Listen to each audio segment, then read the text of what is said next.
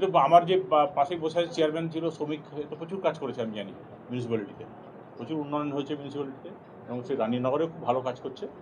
আর আগামী দিনে আমি এখান থেকেই ধরবো। আমার কাজ হচ্ছে যে আমার ডেলিভার করা। আমি বাড়ি আমার কোথায় সেটা ইম্পর্টেন্ট নয় আমার ক্ষেত্রে মনে হয়।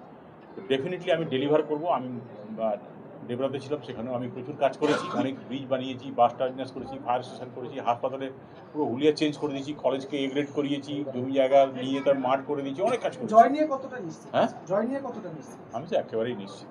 এটা হচ্ছে আগের যিনি বিধায়ক ছিলেন তিনি কিন্তু যখন প্রার্থী হয়েছিলেন তখন বলেছিলেন বেশ কয়েকটি ব্রিজ অসম্পূর্ণ রয়েছে বাম আমলের, সেগুলি নিজের উদ্যোগে না হলেও করবেন, কিন্তু এখনো সেগুলো হয়নি। এবার সেগুলো আমি নিশ্চয়ই চেষ্টা করবো, ডেফিনেটলি আমি এগিয়ে নিয়ে যাবো কাজটা।